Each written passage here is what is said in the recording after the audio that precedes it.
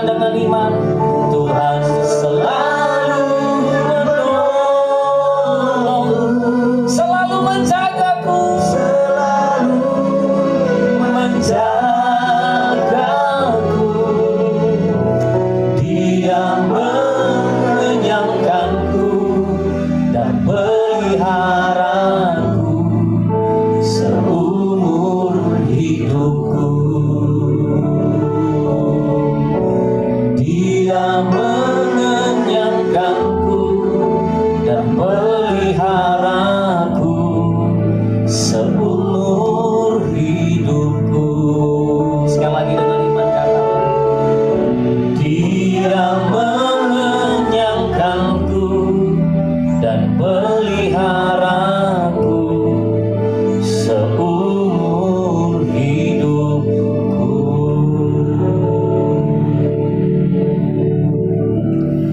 Kami bersyukur untuk pemeliharaan Tuhan yang sempurna atas hidup kami. Kami bersyukur untuk pembelaan Tuhan yang luar biasa atas rumah tangga kami, atas keluarga kami, dan orang-orang yang kami kasihi. Kami bersyukur karena Tuhan tidak pernah meninggalkan hidup kami. Pertolongan-Mu tidak pernah terlambat. Apa yang tidak pernah kami pikirkan, bahkan itu yang Kau sediakan untuk kami, Tuhan. Kami bersyukur memasuki 10 bulan kami melewati masa-masa pandemik ini, Tuhan. Kami melihat bahwa cinta Tuhan lebih dari apapun. Kami melihat bahwa Engkau sungguh mengasihi kami. Kami melihat bahwa tangan kanan-Mu yang penuh dengan kuasa menopang hidup kami. Hari ini kami ada karena Engkau, Tuhan. Terima kasih Tuhan Yesus, terima kasih. Kami bersyukur untuk anak, istri, orang tua kami yang Tuhan jaga dan dalam keadaan sehat hari ini, Tuhan. Kami bersyukur untuk belas kasihan Tuhan. Seperti gelombang lautan, bahkan seperti ombak di tepi lautan, kasih-Mu tidak pernah putus-putusnya dalam kehidupan kami. Kami melihat karya-Mu luar biasa.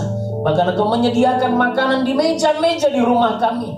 Kami percaya semua karena Engkau mengasihi kami, Tuhan.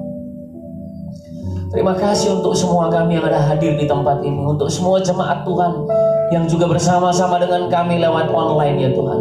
Kami percaya, kami mau kembalikan hormat kami, rasa syukur kami, pujian kami hanya kepada Engkau, Tuhan dan Raja kami. Terima kasih Tuhan, kami mau mendengarkan Engkau berbicara kepada kami. Sebelum Engkau berbicara kepada kami mau minta dan kami mau beri hati kami, supaya hati kami menjadi tanah yang lembut, tanah yang subur, tanah yang siap untuk ditabur benih yang terbaik, yaitu firman Tuhan yang hidup. Supaya setiap benih yang ditabur akan bertumbuh, menghasilkan buah. Dan kami percaya Engkau jadikan kami menjadi umat kesayangan-Mu pada akhir zaman ini, Tuhan. Terima kasih Bapa di sorga. Kami percaya juga waktu kami mendengarkan firman, yang sakit sembuh dalam nama Yesus. Yang lemah Engkau akan menerima mukjizat daripada Tuhan. Bahkan Engkau yang bimbang, firman Tuhan satu-satunya yang meneguhkan hidupmu. Terima kasih Tuhan Yesus, terima kasih. Tidak pernah berkesudahan kasih-Mu atas hidup kami. Kami siap mendengarkan firman-Mu dalam nama Tuhan Yesus. Haleluya, amin. Silakan duduk Bapak Ibu Saudara yang kasih. Saya percaya bahwa kita sudah melalui masa-masa yang sulit, tetapi saya juga tetap percaya bahwa umat Tuhan dipelihara oleh Tuhan.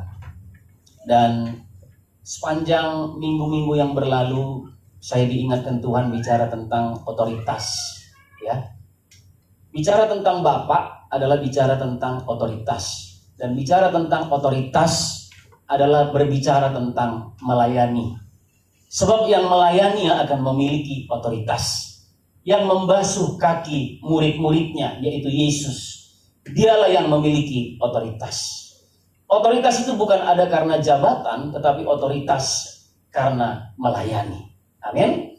Jadi kita terus mau berkaca ataupun mau belajar dari guru agung kita, yaitu Yesus Kristus sendiri. Seorang bapak belum tentu jadi bapak di rumahnya. Dengar baik-baik.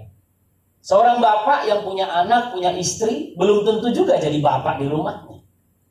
Sebab bicara tentang bapak ataupun fatherhood, hari ini kita akan bahas. bicara tentang melayani. Dan Yesus dalam firman Tuhan berkata, dia datang bukan untuk dilayani, tapi dia Bapa yang menjelma menjadi anak, menjadi manusia. Dia memberi dirinya untuk melayani. Amin. Sampai kita tahu bahwa Petrus waktu Yesus mau membasuh kakinya, dia berkata begini, "Guru, aku nggak layak," kata Petrus demikian. Tapi pribadi Kristus adalah pribadi Bapa yang sempurna. Itu sebabnya dia berkata, "Aku harus membasuh kakimu, aku harus melayanimu." Nah, saudara, saya percaya bahwa pembapaan, seperti saya katakan di 3 minggu lalu, bahwa dunia ini membutuhkan seorang Bapa. Dunia ini kehilangan yang namanya hati Bapa. Nah, kita akan lihat fatherhood. Fatherhood ataupun pembapaan adalah fungsi dari figur yang diperagakan oleh seseorang dan menjadi suatu model figur keteladanan yang dipakai Tuhan lewat seseorang untuk tujuannya. Jadi kita memiliki otoritas dalam pekerjaan, dalam pelayanan, terutama dalam keluarga kita. Yang kita lakukan adalah menjadi serupa dengan Kristus, memiliki hati Bapa, dan bukan untuk tujuan diri kita sendiri. Tetapi kita memuridkan, kita membapai banyak orang, tujuannya supaya rencana Tuhan yang digenapi. 2 minggu lalu sahabat saya, Dr. Roderi ini berkhotbah di sini. Dia bilang, waktu 2 minggu lalu dia bahas mengenai sonship, roh anak. Anak itu harus dengar apa yang bapaknya bilang. Anak itu kalau disuruh bapaknya, tolong buatkan kopi. Gak ada anak begitu siapkan kopinya, lalu kasih ke bapaknya, terus minta bayar. Gak ada. Dan anak itu tugasnya cuma satu. Tunduk, hormat, taat kepada bapaknya. Dan itu yang Yesus lakukan kepada Bapa di sorga. Sempurna kasih Yesus atas Bapa di sorga, dia lakukan sampai dia berkata pada akhirnya di kayu salib, "Bapakku, mengapa engkau meninggalkan aku?" Saudara-saudara, pernyataan tentang Bapa itu sampai di kayu salib pun dibawa ataupun diberitakan oleh Yesus. Pada akhir-akhir dia harus mati, dia berkata, "Bapakku, Eli, Eli, lama sabachthani. Kenapa engkau meninggalkan aku?" Tapi pada akhirnya Alkitab menceritakan kasih Bapa sempurna lewat korban darah Kristus di salib.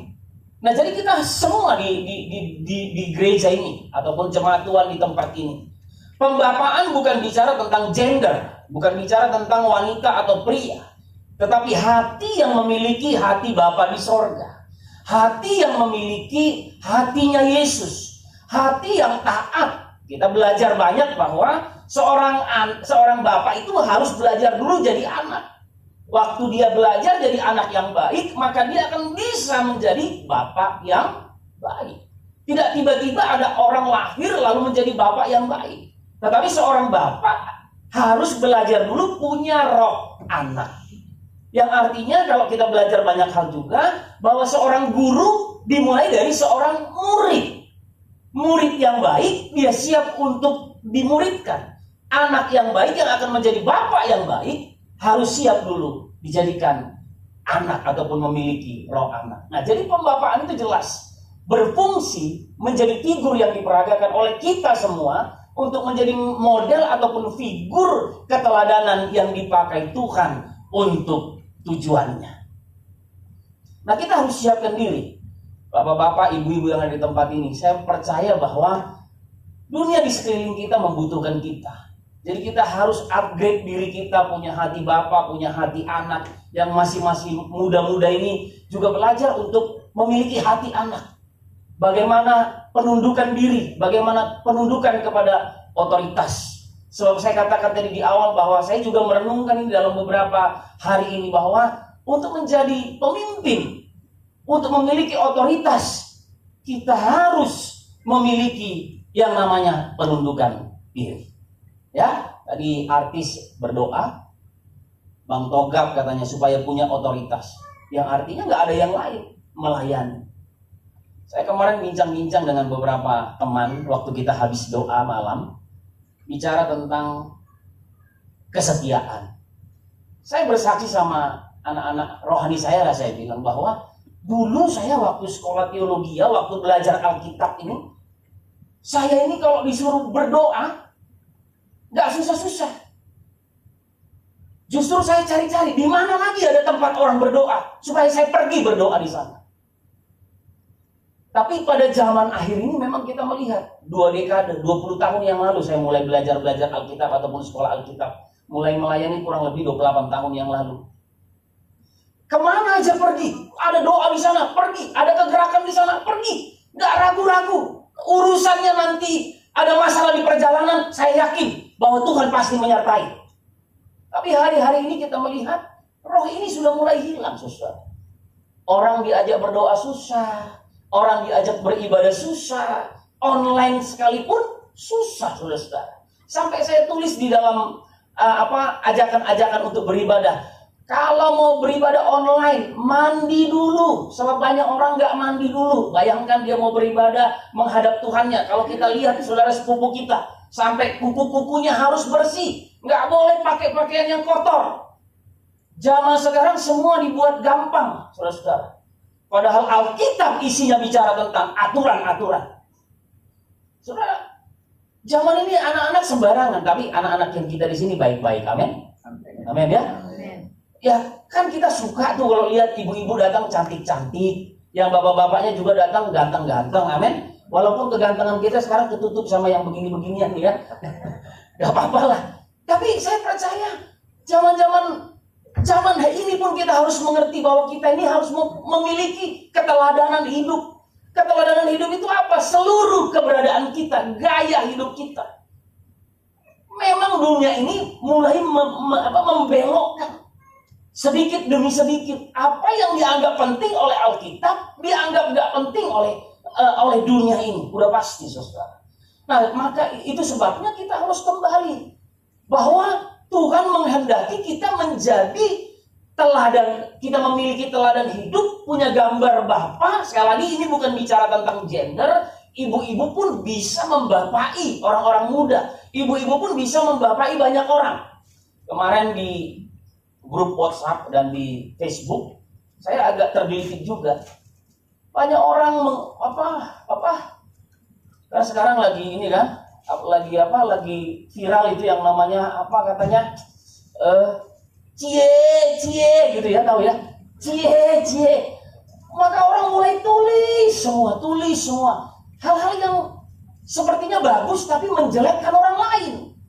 Hamba-hamba Tuhan nulis hal-hal yang nggak perlu di wallnya gitu. Cie, tahu ya? Ini tahu ya berita cie ini ya? Nggak tahu ya? Aduh, kalian ini ya, baguslah saya kasih tahu. Jadi saya cie gitu, menjelek-jelekan orang lain, lakukan ini. Itu bukan urusan kita, saudara. Urusan kita hari ini, mari kita beri diri untuk jadi bapak-bapak yang luar biasa. Mulai kita melahirkan generasi baru yang di bawah kita. Dan saya bilang sama orang-orang, teman-teman saya, udahlah, hal itu biar serahkan sama Tuhan. Kita doakan saja. Nggak usah juga kita menulis sebuah kalimat, lalu kita menulisnya itu seperti apa katanya? Kalimat-kalimat kita itu bersayap gitu. Sepertinya kita buat yang baik, tapi kita sedang menjelek-jelekkan orang lain. Sesuai keteladanan hidup kita sedang dipertaruhkan hari-hari ini. Dan saya berdoa, dan tiap hari berdoa untuk jemaat, semua keluarga-keluarga, supaya punya bapak-bapak, punya ibu-ibu yang memang memiliki hati Bapa di sorga. Supaya dunia ini boleh diramaikan dengan bapak-bapak. Supaya dunia ini nggak lagi berkata gini, kami membutuhkan seorang bapak. Sebab jemaat-jemaat Tuhan, orang-orang Kristen akan menjawab pertanyaan besar dari dunia ini tentang kebutuhan seorang bapak. Nah, Alkitab berkata, saudara-saudara, dalam Maleakhi pasal yang keempat ayat yang ke-6. Saya percaya Bapak Ibu sudah sering dengar ini ya. Maka ia akan membuat hati bapak-bapak berbalik kepada anak-anaknya, dan hati anak-anak kepada bapak-bapaknya, supaya jangan aku datang memukul bumi sehingga musnah. Dengar baik-baik, saudara. Kesiapan kita dulu untuk menjadi seorang bapak itu dulu yang terpenting. Ya, waktu kita siap untuk memiliki pribadi untuk menjadi seorang bapak, Tuhan bilang gini, maka Tuhan akan membalikkan hati bapak-bapak kepada anak-anaknya. Peduli kepada generasi berikutnya. Saya percaya di sini banyak orang-orang yang memiliki hati untuk generasi, tapi nggak ngerti cara-caranya, banyak juga. Mau buat apa nggak ngerti juga. Kemarin kami mengikuti doa dengan Pak Arifin, dengan siapa lagi, Weliar Kauntu dan para hamba-hamba Tuhan. Kemarin kita waktu doa kita bersama-sama bicara tentang family revival. Saudara, pembapaan itu dimulai dari rumah. Pembapaan itu ataupun hati bapak itu dimulai dari rumah. Banyak bapak-bapak mau hebat di luar. Kalau dia hebat di luar, terus waktu pulang ke rumah, istri dan anak-anaknya seisi rumahnya mencemooh dia, itu berarti belum punya hati bapak. Jadi saya pun belajar, mari kita semua belajar. Pembapaan itu dimulai dari revival yang terjadi dalam keluarga kita, dalam rumah-rumah di mana tempat kita tinggal. Nah, tapi Alkitab berkata, hati bapak-bapak berbalik kepada anak-anaknya. Sesuatu memang sulit ditemukan hari-hari ini orang yang memiliki hati bapak. So, bapak ini gini, bapak adalah 2-3 minggu lalu saya katakan sumber, dasar, fondasi, nggak kelihatan, tetapi sangat penting. Kalau bapaknya nggak kokoh, rumah tangganya nggak kokoh. Kalau bapaknya nggak kuat, rumah tangga, keluarga, anak, cucu juga nggak kuat.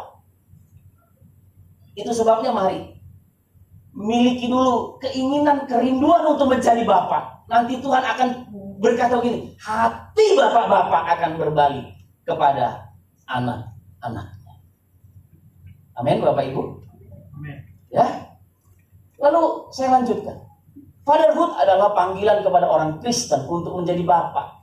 Sebab seorang bapak harus terlebih dahulu membalikkan hatinya kepada anak.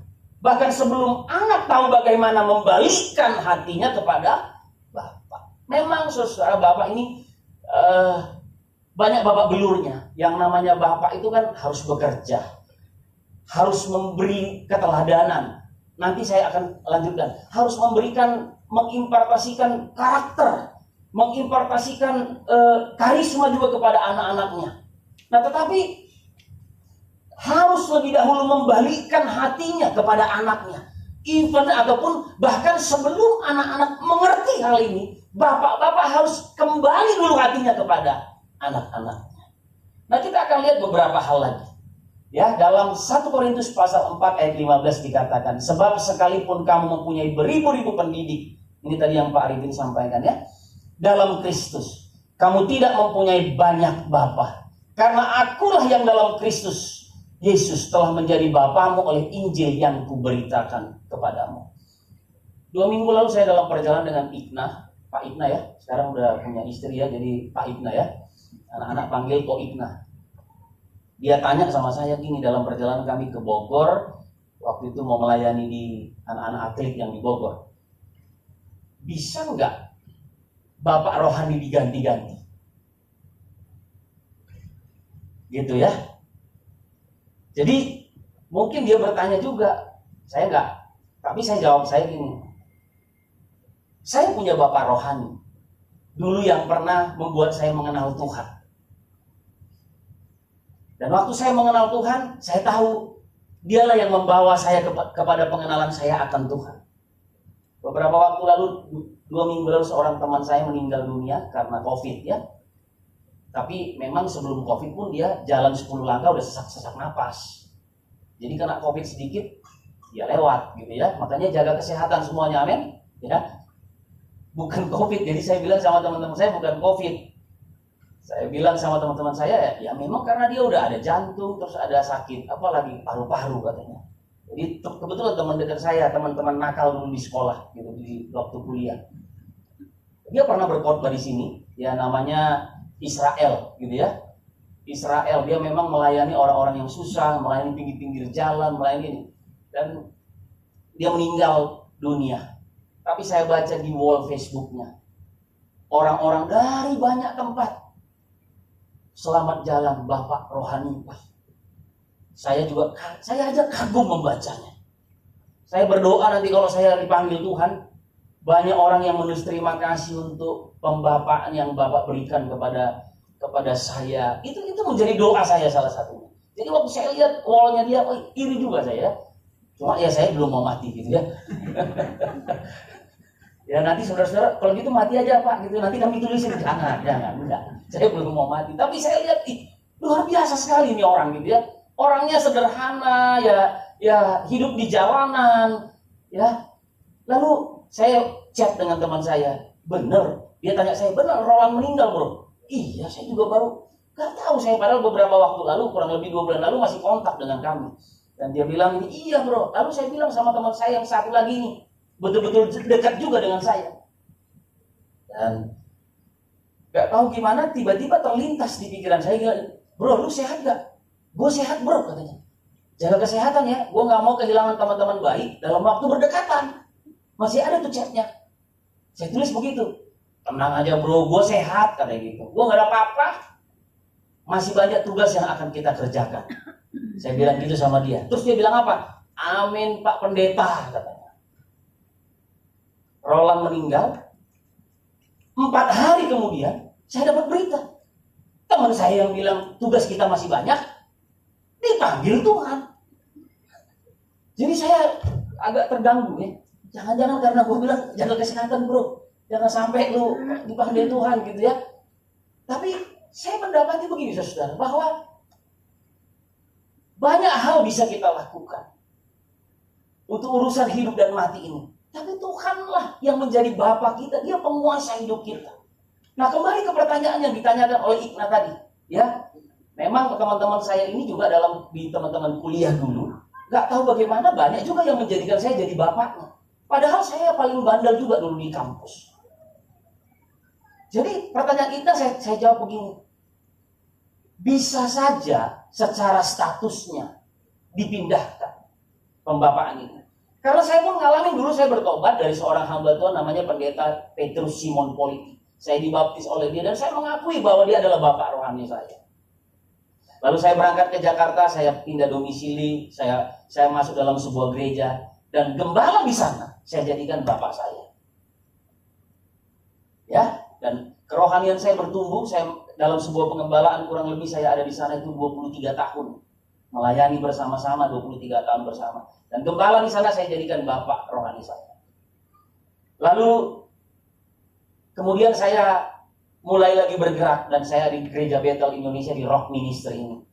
Saya menjadikan Bapak Pendeta Roni Daud Simeon menjadi bapak saya. Tapi apakah bapak-bapak yang sebelumnya itu nggak ada di depan mata saya? Saya percaya mereka tetap bapak saya. Tapi yang membapai saya sekarang ya Bapak Pendeta Roni Daud Simeon. Gitu. Ya, jadi kira-kira bisa diganti-ganti semau-maunya kita nggak? Nggak bisa memang. Tapi kita harus mengikut arah Tuhan mau bawa kita kemana. Nah jadi Paulus bilang gini, memang kamu punya banyak pengajar, punya banyak guru, tapi akulah bapakmu dalam iman. Saudara juga harus menentukan siapa bapak rohani saudara-saudara. Ya saya lanjutkan. Ketiadaan bapak menghasilkan ini. Saya berdoa banyak yang muda-muda perhatikan ini ya. Saya minta yang muda-muda, ibu-ibu muda gitu perhatikan ini. Kalau kita nggak punya bapak, ini yang terjadi. Kita kehilangan yang namanya otoritas moral. Secara moral, kita kehilangan otoritas. Tidak tahu mana yang benar dan mana yang salah. Saya pernah bersaksi juga di sini, saya lupa. Saya punya sahabat, dia punya 2 orang anak putri. Putri-putrinya ini begitu dewasa, begitu besar. Mau diajak kencan aja sama laki-laki lain, sama laki-laki. Nanya dulu sama bapaknya. Pak ini fotonya boleh nggak aku diajak makan malam sama laki-laki? Kalau anak muda zaman sekarang nggak begitu, justru sembunyi-sembunyi pergi. Ya, nah jadi yang pertama ini tidak tahu mana yang benar, mana yang salah. Kenapa? Karena ketiadaan bapak. Tidak tahu cara memimpin, tidak tahu norma-norma yang mutlak, mana yang harus, mana yang tidak.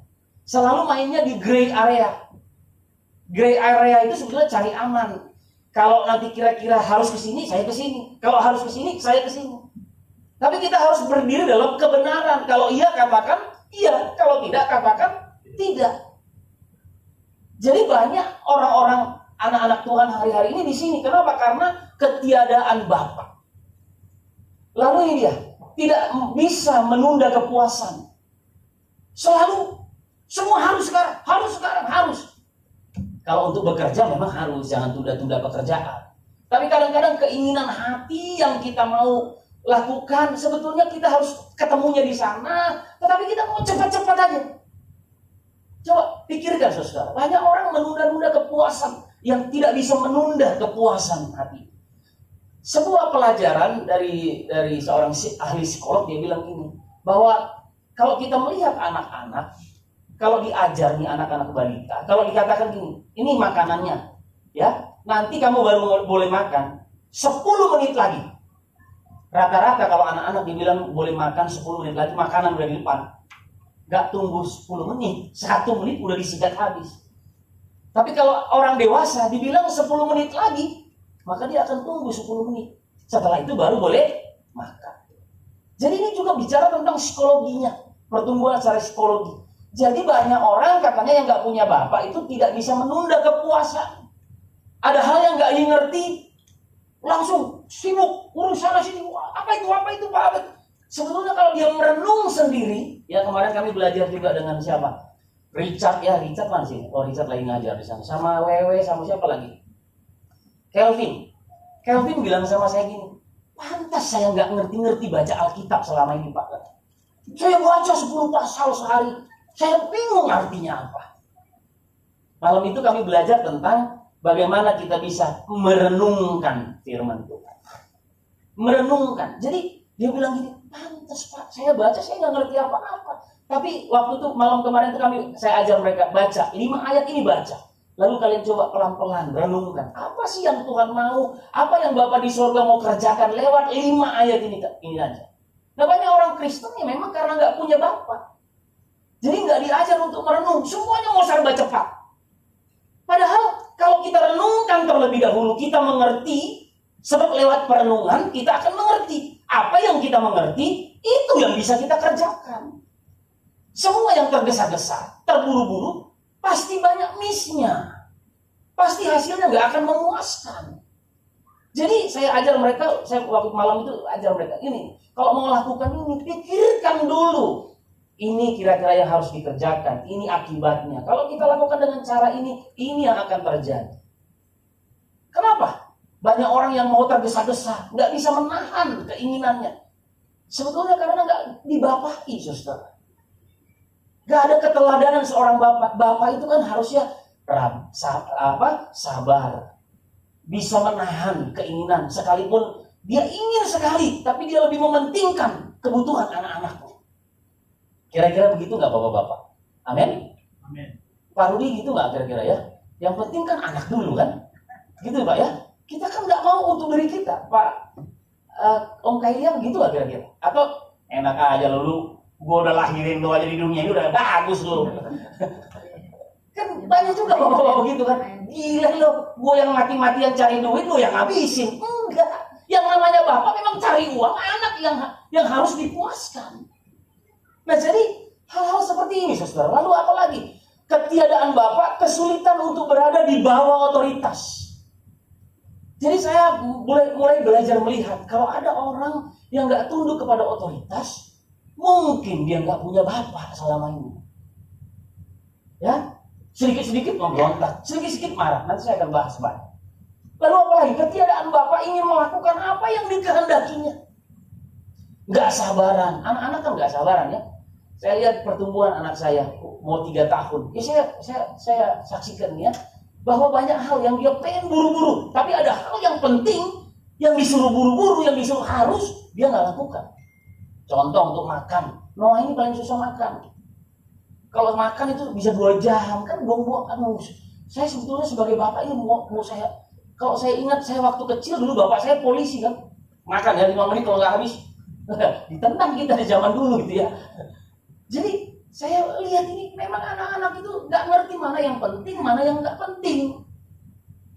Nah jadi kehilangan otoritas. Ingin melakukan apa yang dia kehendaki. Nah saya maju lagi. Lalu apa lagi yang didapatkan oleh orang yang nggak punya bapak? Rasa tidak aman akibat luka karena ayah. Identitas. Jadi tidak memiliki identitas. tidak tahu di mana tempatnya berada ataupun di mana dia cocok untuk berada. Makanya anak-anak zaman sekarang nongkrong-nongkrong nggak jelas, tinggal di tempat yang nggak jelas, lebih memilih tidak berkomunitas dengan orang-orang yang rohani karena dia nggak tahu. Jadi tidak mengerti. Ini yang disebut dengan roh yatim piatu. Saya waktu kecil, bapak saya bilang gini, boleh bawa anak-anak manapun teman-temanmu datang ke rumah ini untuk nginap, ngapain aja. Yang penting kau harus ada di rumah. Saya bersyukur karena bapak saya walaupun otoriter, tapi dia punya prinsip pembapaan juga yang saya dapat. Setelah saya dewasa, saya baru ngerti. Jadi dia itu nggak mau kalau lihat kami nginap di rumah orang lain. Bawa teman-temanmu nginap di sini, tapi kalau kamu nggak boleh nginap, nggak boleh di tempat orang lain. Nah, itu prinsip bapak saya dulu. Nah, jadi roh yatim piatu ada di dalam hidup orang-orang yang nggak punya bapak secara rohani. Lalu tidak tahu keunikannya dirinya sendiri, nggak ngerti bahwa dia itu punya privilege. Saya memuridkan anak-anak pendeta seluruh Indonesia ini, GBI ya. Jadi saya itu jadi pembina untuk anak-anak para pendeta-pendeta. Memang sekarang melalui Zoom lebih gampang. Jadi anak-anak gembala-gembala ini, anak hamba Tuhan bilang gini, kami ini dituntut menjadi seperti bapak kami. Kami ini hidupnya tertekan karena kami anak gembala, anak pendeta. Mereka cerita semua kesulitan jadi anak pendeta. Lalu setelah mereka cerita, saya masuk jadi pembinanya mereka. Saya bilang gini, waktu saya kecil, saya punya cita-cita jadi anak pendeta. Karena saya melihat anak pendeta di gereja kami, waktu saya dulu masih di Medan, punya privilege, punya hak-hak istimewa. Waktu saya kecil, saya berusaha mendekati keluarga pendeta, supaya saya dianggap anak sama gembala saya. Dan memang itu terjadi, saudara-saudara. Saya akhirnya ikut berdoa di sana, di rumah gembala, saya ikut berpuasa dengan gembala. Saya ikuti semua yang disuruh bapak gembala saya. Sementara anak-anak pendeta zaman sekarang bilang gini, menderita jadi anak pendeta. Tapi saya bilang gini, justru kamu harus bersyukur. Karena bapak jasmanimu sekaligus bapak rohanimu. Saudara, ini yang terjadi, fenomena yang terjadi di anak-anak muda hari-hari dan di dunia ini hari-hari. Lalu, apalagi ya? Dijangkiti rasa tidak aman. Pekerjaan menjadi identitas. Orang kalau nggak punya bapak, memang jadi kebanggaannya itu adalah pekerjaan. Status hidupnya itu dari kedudukannya dalam pekerjaan, dari pandangan-pandangan masyarakat. Tapi kalau orang punya bapak, orang mau ngomong apa, dia bilang, gue punya bapak, saya punya Tuhan yang luar biasa. Gitu. Lalu pekerjaan menjadi identitas, krisis identitas, menutup diri dari yang sejati, mengadopsi identitas dari yang akan diterima. Makanya banyak, loh kok anak ini bapaknya begini, tapi di rumahnya begini, tapi kenapa anak ini rusak di luar? Ini banyak kita temukan. Lalu sangat defensif jika dikritik. Nggak bisa dikritik, nggak bisa dikasih tahu. Saya beberapa orang bilang sama saya juga begitu, kayaknya saya ini orang yang nggak bisa dikasih tahu. Cuma kadang-kadang saya agak gini, udah dikasih tahu berkali-kali, terus itu lagi, kapan dewasanya ini orang gitu dalam hati saya. Tapi begitu saya dikritik, saya belajar juga merendahkan hati lah, dengerin. Oh iya, saya belajar, walaupun hati saya udah gak kuat sebetulnya. Tapi semakin hari saya semakin ngerti, iya, saya perlu untuk mendengar. Kita semua perlu untuk mendengarkan orang lain, bahkan kritikan orang lain. Ya, nah, ketiadaan Bapa adalah kutuk, saudara. Makanya kita berkata, hati bapak-bapak akan berbalik kepada anak-anaknya, dan hati anak-anak berbalik kepada bapak-bapaknya. Kalau itu tidak terjadi, Tuhan bilang gini, aku akan datang untuk memusnahkan bumi. Tapi artinya sebetulnya curse, kutuk yang akan datang. Jadi ketiadaan bapak adalah kutuk. Di gereja, hubungan kita ini hubungan bapak dengan anak.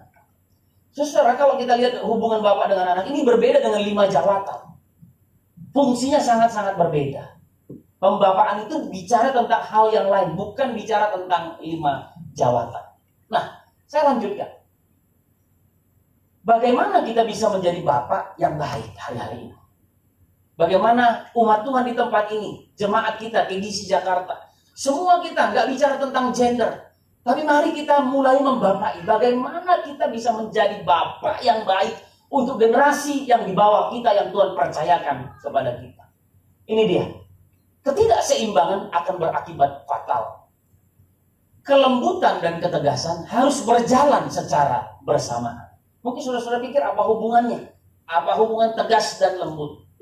Saya punya bapak saya itu orang yang cenderung otoriter. Otoriter itu dalam artian karena bapak saya dulu polisi ya, dia anggota Polri, ya cukup inilah ya. Jadi seperti semau-maunya. Tapi begitu saya dewasa saya ngerti. Tapi ada orang yang tegas, ada orang yang kejam. Ya, jadi tinggi ketegasan, tinggi kelembutan. Nah kita lihat fatherhood, tegas sekaligus lembut. Apa itu lembut dan tegas? Lembut itu adalah hati yang tidak mudah terluka. Power under control. Jadi sekalipun kita ini sebagai pria, sebagai bapak dalam rumah tangga, buat yang sudah berumah tangga, sekalipun engkau adalah bapak ataupun pria yang punya otoritas di dalam rumah, tetapi harus memiliki kelembutan. Lembut itu artinya sederhana, mudah dibentuk. Coba kita semua ya, tadi saya bilang bahwa ini nggak bicara tentang gender. Apakah hati kita mudah dibentuk atau justru kita maunya memberontak? Kalau orang kritik kita, tegur kita, justru kita malah marah. Ya, kita nggak mau seperti orang-orang di luar sana. Hati yang tidak mudah terluka, tetapi mudah dibentuk. Alkitab menuliskan bahwa orang yang paling lembut hatinya di dunia ini adalah siapa? Musa. Ya, Musa. Dalam perjalanan pelayanannya, dalam perjalanan hidupnya, Musa punya empat musim. Yang pertama dia di istana, yang kedua di padang gurun, dan yang ketiga dia jadi pemimpin bangsa Israel. 40 tahun pertama di istana, 40 tahun kedua di padang gurun. 40 tahun kedua ini masa-masa dia diajar Tuhan untuk memiliki hati seorang bapak. Saya pernah bayangkan bagaimana bahwa 2 juta sampai 3 juta orang keluar dari tanah Mesir menuju ke tanah Kanaan. Yang memberontak itu banyak benar orang Israel. Tapi Musa itu hatinya lembut. Tapi satu kali dia turun dari Gunung Sinai, dia bawa 2 loh batu. Dia sangat kecewa kepada orang Israel sampai dia lempar itu 2 loh batu sampai hancur. Tapi Tuhan marah sama Musa dan dia kembali lagi. Dia naik lagi Gunung Sinai, ambil lagi. Dan Tuhan menyatakan dalam Alkitab bahwa hati yang paling lembut di muka bumi ini adalah Musa. Nah, mari kita belajar juga dari Musa, memiliki hati yang lemah lembut. Begitu banyak bangsa Israel yang menggerutu, suka bersungut-sungut, bahkan suka memberontak. Tapi dia tetap sampai pada akhirnya dia naik ke gunung terakhir. Dia lihat tanah Kanaan dan dia nggak bisa masuk ke sana, saudara-saudara. Tapi dia memiliki hati yang lembut. Dia izinkan Yosua penerusnya untuk membawa bangsa Israel masuk ke tanah Kanaan. Kira-kira kalau kita gitu sama Tuhan, kita marah nggak sih sama Tuhan? Udah mau dekat ini, udah kelihatan itu. 40 tahun berputar-putar di padang gurun. Terus Tuhan bilang, Musa kamu gak boleh masuk. Yosua yang bawa bangsaku masuk ke tanah perjanjian. Tapi Musa cuma ikut aja apa yang Tuhan mau. Saudara, hal-hal ini yang kita akan lihat. Nah, hati yang tidak mudah terluka, power under control, bisa mengontrol diri kita. Nah, Yakobus pasal pertama ayat 8 berkata begini, orang yang mendua hati tidak akan dapat apa-apa dan hidupnya akan bingung, kata firman Tuhan. Nah, tegas itu berarti tidak bimbang dan tidak mendua hati. Ini yang saya katakan tadi, kalau iya katakan ya, kalau tidak katakan tidak. Be good, not be like. Nah, lalu apa? Tegas itu tidak tegas, selalu menyenangkan orang lain. Dalam Markus pasal 15 ayat 15 itu bercerita tentang bagaimana Pilatus yang memutuskan Yesus itu, ya dia cuci tangan, dia bilang diserahkan saja. Jadi dia mau menyenangkan hati orang banyak, bukan menyenangkan hati Tuhan. Nah, kita harus memiliki hati yang tegas. Kalau ini firman, kita nggak boleh setengah-setengah. Kalau ini kebenaran, harus dilakukan. Sebagai bapak, kita harus memberitahukan kepada anak-anak kita, ini kamu harus kerjakan. Saya agak keras sama anak saya sekarang Noah. Tapi saya udah lihat gini, kalau saya agak suara saya kencang dikit, dia langsung datang, I am sorry papi. Jadi dia udah mulai tahu nih, kalau papinya marah. Jadi kalau saya udah agak kencang, no papi gak suka. I am sorry papi. Saudara, ketegasan itu perlu. Kita harus mendidik anak-anak kita untuk menjadi anak-anak yang luar biasa nanti pada akhirnya. Nah, saya lanjutkan, saudara. Ada 4 tipe bapak yang ada di dunia ini. Bapak yang pertama adalah bapak yang tinggi ketegasan tetapi rendah kelembutan. Tadi lembut dan tegas. Ada bapak yang tinggi ketegasan tetapi rendah kelembutan. Bapak yang seperti ini akan menghasilkan anak-anak pemberontak. Coba saudara-saudara lihat, Pak Ikna ini belum punya anak secara jasmani, tapi dia punya anak-anak rohani. Ada Pak Sepdi juga di sana, Pak Bastian juga punya anak-anak rohani. Anak-anak kita ini adalah produk kita pada akhirnya nantinya. Jadi apa yang mereka lakukan itu tergantung daripada keteladanan kita. Ya, tapi nggak ada juga bapak gini, nakal keluar dari rumah diusir, nggak ada juga. Anak tetap anak. Ya, nah jadi kalau saya bertanya kepada bapak-bapak di sini, anak-anak seperti apa yang bapak-bapak hasilkan sekarang? Ataupun kita semua yang sudah membapai hari-hari ini, anak-anak seperti apa? Saya lihat kalau Pak Bastian ini orang paling suka sama anak-anak yang kecil. Jadi kalau ketemu sama anak-anak semua yang kecil-kecil, ayo beli permen, beli ini, beli itu. Dalam hati saya nggak pernah diajar nih sama Pak Bastian. Semua beli gitu ya. Tapi saya melihat anak-anak sayang. Ya tentunya bukan karena permennya, bukan karena makanan-makanannya, tapi karena melihat ada hati bapaknya. Nah, Pak Ignan juga di sini ada sebagai bapak rohani. Anak-anak seperti apa yang sudah dihasilkan? Anak-anak seperti apa? Di dalam rumah tangga kita juga anak-anak seperti apa? Apakah anak-anak kita anak-anak pemberontak? Ternyata anak-anak pemberontak akan lahir ketika ada bapak yang tinggi ketegasan tapi nggak lembut. Amin? Bisa ngerti sampai sini? Ya?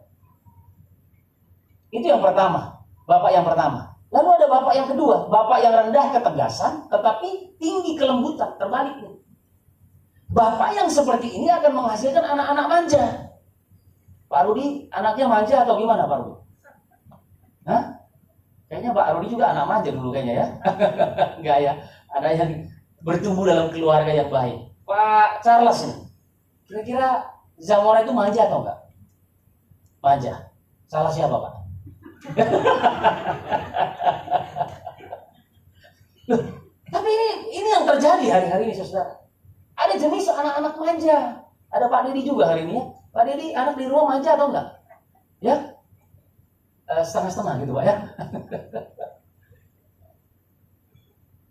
Ini yang terjadi saudara. Apakah nanti kita akan menghasilkan anak-anak pemberontak atau anak-anak manja? Tapi ada anak yang ketiga, bapak yang rendah ketegasan tetapi sekaligus rendah kelemah lembutan. Udah nggak tegas, nggak lembut juga. Alkitab berkata ini anak-anak gampang. Mohon maaf ya kalau dalam Alkitab itu segini. Ini anak-anak di luar pernikahan, anak-anak haram kata Alkitab. Yang akhirnya gampangan, hidupnya nggak tahu arahnya kemana, sesuka-suka hatinya. Saudara, banyak nggak kita lihat generasi hari-hari yang kita hadapi hari-hari demikian? Dibilangin nggak bisa, disuruh ini nggak bisa, dilembutin udah nggak bisa lagi, dikerasin udah nggak bisa lagi. Orang-orang begini nggak punya arti hidup, anak-anak seperti ini. Nah itu sebabnya bapak-bapak harus membuat keputusan. Kita sebagai orang yang mengambil keputusan untuk membapai generasi, untuk menjadi berkat bagi bangsa ini, saudara-saudara. Kita harus memiliki yang terakhir nih, ya, keseimbangan yang benar. Saya melihat ini. Saya nggak tahu, tapi saya belajar ini dari Bapak bangsa kita ya. Bapak Jokowi saya melihat memiliki ini. Saya nggak tahu dia dapat dari Alkitab atau dari mana lah. Tapi dia punya ketegasan, tetapi dia lembut. Bisa menahan diri, saat nggak perlu bicara dia diam. Saat dia bicara. Sehingga bangsa ini, sekalipun banyak orang yang mau buat rusuh, bangsa ini ya yang rusuh ya rusuh. Tapi atmosfer negara kita ini, atmosfernya tenang sekarang. Amin. Nggak terlalu banyak atmosfer ketakutan. Tapi ada bapak-bapak bangsa kita yang sebelumnya, ya saya nggak tahu siapa ya, ada mau kerusuhan, terus semua negeri ini jadi ketakutan. Bisa membandingkan ya antara presiden kita yang sekarang dengan yang nanti yang akan datang lah ya. Nanti kalau saya bilang yang dulu, jadi masalah saya ini live lagi gitu kan ya. Tapi kita bisa lihat kalau atmosfer sekarang ini, Ya yang rusuh ya silahkan rusuh, yang demo silahkan demo. Kita tetap bisa jalan-jalan ke mall, kita tetap bisa jalan-jalan, kita tetap bisa berdoa, kita tetap bisa menikmati hadirat Tuhan. Tapi coba kita di 5-10 tahun lalu, atau ya 10-15 tahun lalu, ada rusuh dikit, kita tutup rumah, gembok semuanya, yang punya kapal pesiar siap-siap di pinggir pantai untuk kalau ada apa-apa tinggal kabur gitu kan. Kalau ada uang banyak saya mau beli rumah di Pik supaya ada speedboatnya sendiri. Begitu rusuh tinggal langsung berangkat gitu kan. Saya pernah dengan istri ada di sana, saya lihat, iya ya kenapa nih orang-orang ini ada di sini semuanya? Ada kapal gitu ya. Saya pikir-pikir juga, iya kalau kerusuhan datang, mereka tinggal lihat-lihat aja dari tengah laut. Ya rusuh-rusuh ya, bakar-bakar silakan, kami aman di sini. Tapi kita lihat atmosfer negeri kita. Jadi kita juga berdoa untuk bapak bangsa kita. Supaya nanti 2000 berapa? Pemilu lagi nanti. Pilpres 2000 berapa? 2024 nanti. Supaya bapak yang terpilih adalah bapak bangsa betul-betul yang punya hati bapak kepada anak-anaknya. Dan saya percaya dengan kita punya bapak bangsa sekarang itu hasil doa-doa kita. Nah gereja jangan sampai ketinggalan. Kita harus punya hati bapak kepada anak-anaknya. Amin. Bisa mengatur ritme. Yang namanya bapak itu dewasa. Bisa mengatur kapan dia harus lari kencang, kapan dia harus memperlambat langkahnya. Kalau saya punya anak di apartemen yang diberikan oleh keluarga di tempat ini untuk kami tinggal, naik tangga itu kan agak tinggi. Saya kalau sendiri jalan, saya tentu jalan cepat. Tapi begitu anak saya mau ikut, papi katanya, aduh, kadang-kadang saya udah mau buru-buru, tapi tetap harus saya gandeng tangannya jalan pelan-pelan. Tapi itulah bapak, saudara. Bapak itu gak bilangin, kamu ini papi lagi buru-buru, ditarik-tarik anaknya sampai berdarah-darah, mampus kau gitu, nggak bisa begitu. Dasar kamu bodoh kamu, ini papi lagi buru, nggak bilang begitu bapak sama anaknya. Bapak akan pegang, biarin aja lah tugas sana, yang penting anak saya ini nanti bertumbuh baik. Amin. Amin. Nah demikian saudara, jadi bapak yang tinggi ketegasan. Fatherhood itu terjadi ketika keseimbangan yang benar terjadi. Bapak yang tinggi ketegasan dan tinggi kelembutan akan menghasilkan anak-anak yang excellent. Anak-anak yang hidup dalam prinsip kebenaran. So, saya nggak tahu siapa bapak rohani Anda selama ini. Tapi kalaupun saudara-saudara berkata, saya punya bapak ini dan ini saya mau pertahankan. Silakan saudara-saudara. Selama saudara-saudara punya bapak rohani yang benar, silakan. Amin. Kita juga nggak bilang gini, kan kami pemimpin di sini, jadi kan kami bapakmu. Enggak juga, saudara. Selama saudara-saudara bertumbuh jadi pribadi yang lebih baik dan punya bapak yang luar biasa, silakan. Amin. Pengaruhi di tempat ini dengan pembapaan-pembapaan yang terbaik. Pengaruhi jemaat-jemaat di sini sekarang banyak anak-anak yang masih remaja-remaja. Bapai mereka. Tiap-tiap kita nanti harus memilih anak-anak yang masih remaja-remaja untuk kita bapai. Dan banyak lagi gelombang-gelombang yang lain. Kita punya tugas juga di sekolah. Kita harus punya membapai banyak anak-anak di sekolah. Amin Bapak Ibu. Tugas kita masih banyak saudara. Atau saudara-saudara udah mau berhenti bertugas? Kalau udah mau berhenti bertugas nanti kita doakan. Kita minta sama Tuhan. Tuhan udah selesai tugasnya. Kami kembalikan kepada Tuhan. Gitu ya. Nah jadi Bapak yang tinggi ketegasan dan tinggi kelembutan akan menghasilkan anak-anak yang excellent. Tadi ingat saudara, lembut itu bicara tentang hati kita yang mau dibentuk. Makanya bapak itu, untuk jadi bapak itu memang berdarah-darah. Untuk jadi bapak itu gak mudah. Harus siap menanggung semua kesalahan daripada anak-anaknya. Itu yang Yesus lakukan buat kita. Sebab itu kita panggil dia apa? Bapa. Dia mati untuk kita, supaya kita yang berdosa dijadikannya jadi anak-anak yang excellent. Dia dibentuk oleh Bapa di sorga. Dia beri dirinya. Dia suka berdoa. Pagi-pagi benar dia datang mendoakan. Bahkan saya percaya gini ya, Yudas sekalipun didoakan oleh Yesus. Saudara mengaminkan ini? Apakah waktu Yesus berdoa terus dia bilang Yudas gak usah? Gak ada. Dia tahu bahwa Yudas akan memberontak. Tapi saya percaya waktu dia membasuh kaki murid-muridnya, dia basuh kaki Yudas. Banyak hari-hari ini kita gini, nakal, jangan dengar saya, nakal, jangan dengar saya, nakal, keluar. Enggak, susah. Hari ini kita harus punya hati Bapa di sorga. masih ada kesempatan. Selalu bisa diperbaiki. Tuhan Yesus selalu memberikan kesempatan kepada semua orang. Itu sebabnya dia mati untuk kita, supaya kita jadi anak-anak yang excellent. Kita akan saksikan sebuah video terakhir, sebuah klip terakhir. Bagaimana seorang pria, seorang bapak yang memiliki anak yang cacat secara mental, anak ini juga cacat secara fisik. Tapi bapak ini berjuang untuk anaknya, karena dia tahu bahwa hidupnya memang harus diberikan untuk anaknya. Saya berdoa nanti di akhir khotbah kita ataupun ibadah kita hari ini, kita memiliki hati seperti hati Bapa di sorga. Supaya kita semua di tempat ini, kita berdoa, tidak ada satupun yang gagal. Sekalipun mungkin masih ada yang nakal, tapi mari kita berdoa, miliki hati Bapa supaya semuanya memang nanti pada akhirnya excellent di hadapan Tuhan. Amin. Supaya pada akhirnya nanti didapati kita ini adalah pribadi-pribadi yang membawa jiwa-jiwa menghasilkan kemenangan bagi Tuhan dan Raja kita. Nah, dalam video ini mungkin Bapak Ibu beberapa udah pernah nonton ya. Ini bicara tentang perlombaan yang namanya triathlon. Yang pertama itu apa duluan ya dia? Renang, tapi ada 3 ya, renang, lari, bersepeda. Ya. Coba bisa ditampilkan videonya di awal dulu, jangan diputar dulu ya. Ini dia. Berenang sejauh di post dulu, berenang sejauh 2,5 miles, naik sepeda 120 miles dan berlari 26 miles.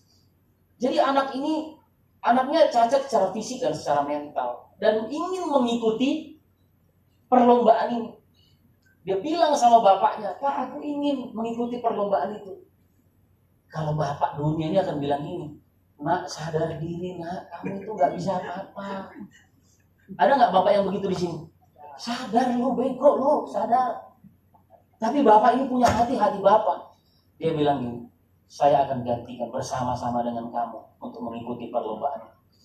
Lalu bapaknya pergi ke panitia. Panitia bilang apa? "Nggak bisa, Pak, nggak bisa." Tapi bapaknya bilang gini, "Saya akan bersama-sama dengan dia." Ini bukan bicara jadi juara yang pertama atau juara yang terakhir, bukan. Tapi bicara saya menjadi bapak. Lalu panitia mengizinkan. Masuk jam pertama, jam kedua, jam ketiga. 6 jam pertama. Juara 1 masuk. Juara 2 berikutnya. Lalu mereka ini pada akhirnya menyusul setelah 6 jam berikutnya. Tapi yang hebatnya gini saudara. Yang ditunggu-tunggu orang. Bukan siapa yang juara pertama. Tapi yang ditunggu-tunggu oleh banyak orang. Adalah bapak dengan anaknya. Jadi saya berdoa nanti setelah kita menyelesaikan ibadah kita hari ini. Semua kita di tempat ini, keluarga-keluarga, sehati, bergandeng tangan, keluarga-keluarga, perjuangkan keluargamu, perjuangkan anak-anakmu, lakukan semua yang terbaik, lembut sekaligus tegas untuk mengajar, mendidik anak-anak kita, baik itu anak kita secara jasmani maupun secara rohani. Boleh ditampilkan.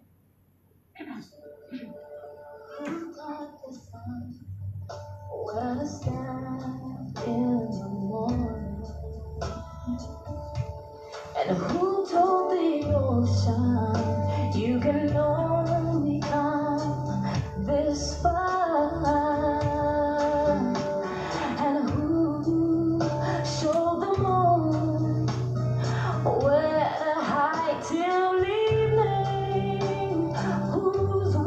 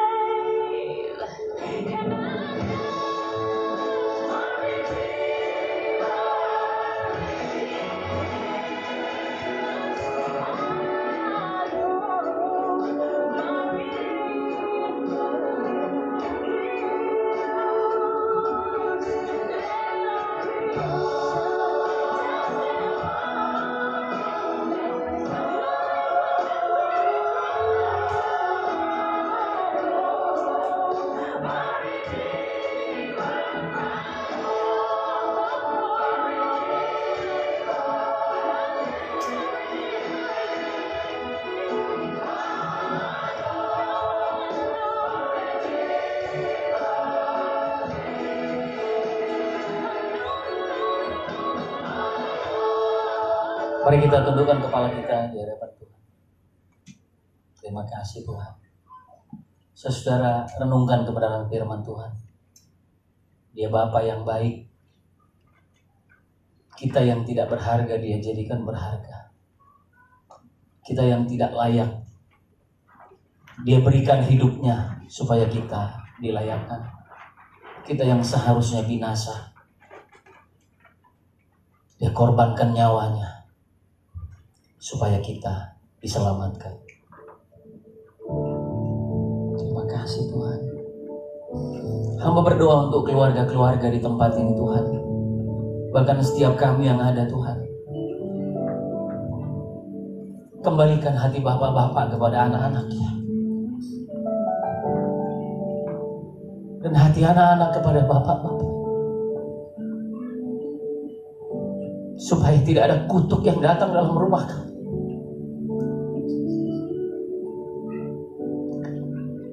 Kembalikan hati bapak-bapak kepada anak-anaknya. Dan hati anak-anak kepada bapak-bapak. Supaya setiap keluarga-keluarga mengalami Tuhan.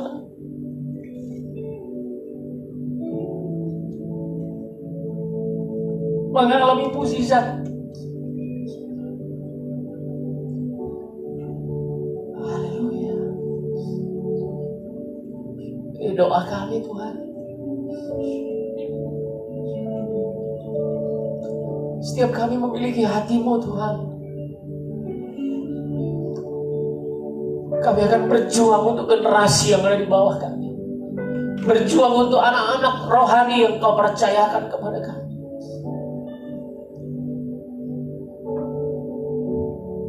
Ajar kami untuk memiliki hati yang lembut seperti hati-Mu. Dan ketegasan seperti ketegasan-Mu Tuhan. Supaya generasi yang Kau percayakan kepada kami adalah generasi yang excellent. Generasi istimewa. Generasi yang luar biasa. Seperti yang Kau menyelamatkan kami. Akibat dosa, kami menjadi orang yang cacat secara fisik dan secara jasmani. Tapi Engkau datang ke dunia ini, Engkau berkata, Engkau menggendong kami Tuhan. Engkau menyelamatkan kami. Engkau memeluk kami pribadi lepas pribadi. Engkau mengasihi kami. Terima kasih Tuhan. Terima kasih. Terima kasih. Saudara-saudara berdamai hari ini dengan hatimu. Berdamai dengan keluargamu, berdamai dengan anak istrimu, berdamai dengan rekan-rekan sepelayananmu.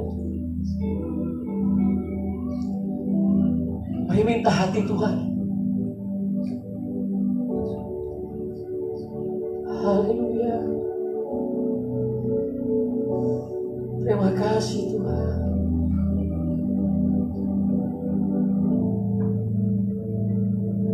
Kasih yang sempurna telah ku terima darimu. Bukan karena kebaikanku, bukan karena kebaikan, hanya oleh kasih-Nya, anugerah-Mu. Kau pulihkan kami Tuhan, pulihkan aku, layakanku untuk dapat memanggil-Mu.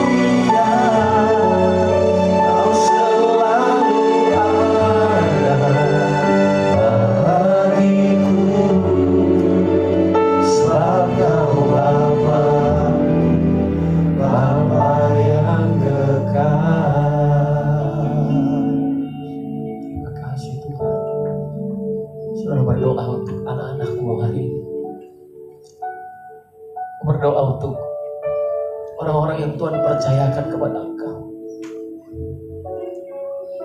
Miliki hati Tuhan. Lihat wajah mereka satu persatu di hadapan-Mu. Dan mulai berjanji kepada Tuhan. Sama seperti Yesus berjanji kepada kita, aku tidak akan pernah meninggalkan Engkau sedetik pun. Berjanjilah untuk anak-anakku, Engkau akan berkata kepada mereka, aku tidak akan pernah meninggalkan kamu sedetik pun. Sama seperti kita yang didapati cacat, bercela, tapi Bapa di sorga mengutus anaknya untuk menyelamatkan kita. Bersyukur kepada Tuhan. Lihat wajah anak-anak-Mu yang Tuhan percayakan kepada Engkau. Doakan mereka setiap waktu, setiap hari. Bawa mereka dalam doa-doa-Mu. Berjuang untuk mereka. Berjuanglah untuk anak-anak-Mu, supaya generasi yang Tuhan percayakan untuk gereja ini, untuk kita semua adalah generasi yang excellent, yang tidak ragu-ragu untuk mengikut Tuhan. Mereka akan berkata lewat Bapak kami percaya bahwa Tuhan itu ada. Lewat Bapak kami, Bapak-Bapak rohani kami percaya bahwa Yesus itu hidup.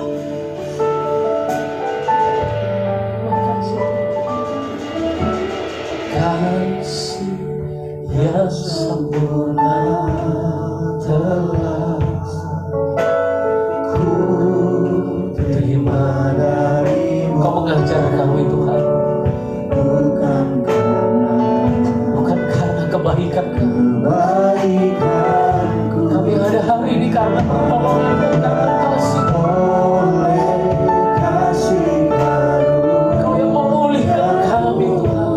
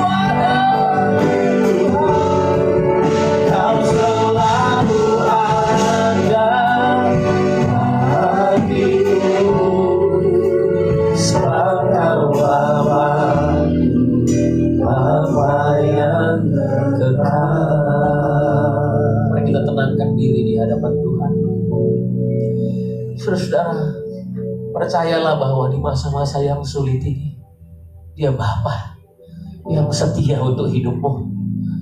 Dia pasti menyediakan makan dan minummu. Dia gak pernah tinggalkan engkau sedetik pun. Dia pasti cukupkan semua keperluanmu, sebab Dia Bapa. Bapa yang layak untuk dipercayai. Dia pasti mengadakan apa yang engkau minta untuk kehidupanmu, sebab Dia lebih tahu apa yang menjadi kebutuhanmu daripada dirimu sendiri. Dia adalah Bapa yang layak untuk dipercayai. Dia beri semua yang terbaik untuk kita. Dia beri semua yang Dia punya, supaya kita yang tidak ada artinya dijadikan berarti. Dia Bapa yang luar biasa. Dia Bapa yang merelakan semua kekayaannya. Dia dijadikan miskin supaya kita menjadi kaya. Dia berikan nyawanya supaya kita yang seharusnya mati binasa memiliki kehidupan yang kekal. Dia Bapa yang layak untuk dipercaya. Jangan takut menghadapi hari-hari di depan kita, sebab Bapamu Bapa yang kekal. Sebab Bapa yang kau punya, Bapa yang ada di saat engkau bersuka cita, bahkan engkau berduka sekalipun. Dia selalu setia untuk memeluk engkau. Dia gak akan pernah tinggalkan engkau. Hadapi hari-hari di depan ini dengan berani berkata, aku punya Bapa yang luar biasa. Hadapi hari-hari di depan ini. Kalau dunia tidak punya kepastian, kita bisa berkata, aku punya Bapa yang punya sorga. Aku punya Bapa yang punya segala sesuatu. Jangan andalkan kekuatanmu, jangan andalkan pekerjaanmu, jangan andalkan apa yang kau punya. Hari ini Bapa di sorga berkata, aku datang untuk memeluk setiap engkau. Aku datang untuk menggendongmu. Mungkin jalan yang di depanmu penuh dengan permasalahan, penuh dengan batu-batu yang kau gak mampu untuk lalui.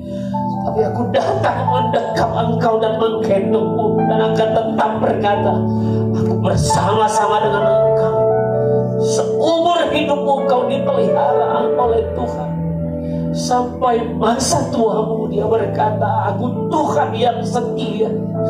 Aku Tuhan yang memperhatikan engkau. Gak akan pernah sedetik pun engkau ditinggalkan. Dan Dia berkata, hari ini percayalah kepadaku, karena akulah Bapa yang sempurna itu. Terima kasih Tuhan. Terima kasih Tuhan. Kami memiliki hati-Mu Tuhan. Kami berdoa untuk anak-anak di rumah kami Tuhan. Anak-anak-Mu yang ada di tempat ini. Perhatikan hidup mereka Tuhan. Ajar kami untuk memiliki hati-Mu, sehingga kami mendidik anak-anak kami dalam kebenaran. Kami berjuang seperti Engkau sudah berjuang untuk hidup kami. Kami akan berkorban, lakukan apapun untuk anak-anak kami, seperti Engkau perlakukan hidup kami Tuhan. Terima kasih Tuhan Yesus. Terima kasih. Hamba memberkati setiap keluarga-keluarga yang ada, dimulai dari yang termuda di tempat ini, dari anak-anak kecil sampai yang tertua ya Tuhan. Kami berdoa dalam nama Tuhan Yesus. Kami punya hati-Mu Tuhan. Kami menikmati Engkau senantiasa dalam hidup kami. Kami percaya di tempat ini kami berjumpa dengan Bapa yang luar biasa, Bapa yang sempurna, memperhatikan hidup kami, Bapa yang setia. Terima kasih Tuhan. Haleluya. Turunlah pengurapan-Mu atas setiap pria-pria, bapak-bapak yang ada. Turunlah pengurapan-Mu atas setiap ibu-ibu yang ada, atas setiap orang-orang muda yang ada. Turunlah pengurapan-Mu Tuhan. Turunlah dalam nama Tuhan Yesus. Dalam nama Tuhan Yesus. Dalam nama Tuhan Yesus. Turunlah pengurapan Tuhan. Turunlah. Turunlah Tuhan, perlindungan yang sempurna dari Engkau ada atas kami, atas keluarga-keluarga kami, anak-anak kami, cucu kami, cicit-cicit kami dalam pemeliharaan Tuhan yang sempurna. Kami percaya warisan yang kami akan berikan untuk anak cucu kami bukan kekayaan yang terutama, tapi hati Bapa yang berbalik kepada anak-anak. Terima kasih Tuhan. Terima kasih, turunlah pengurapan-Mu. Berkati Tuhan, berkati. Berkati Tuhan tiap-tiap rumah tangga. Haleluya. Terima kasih Tuhan. Terima kasih Tuhan. Terima kasih. Hamba berhenti sampai di sini. Tapi kami percaya kegerakan pembapaan ini akan terus kami bawa pulang ke rumah kami masing-masing, menjadi berkat dimanapun kami berada Tuhan. Kau beri yang ku minta,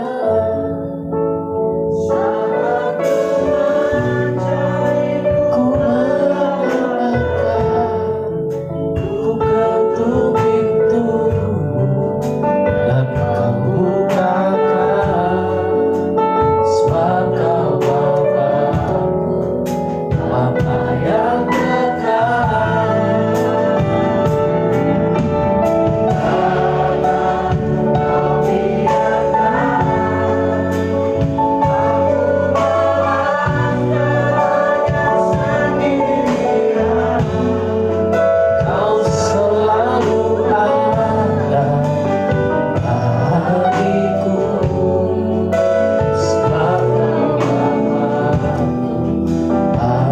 yang kekal. Terima kasih Tuhan, kami bersyukur untuk firman-Mu dalam nama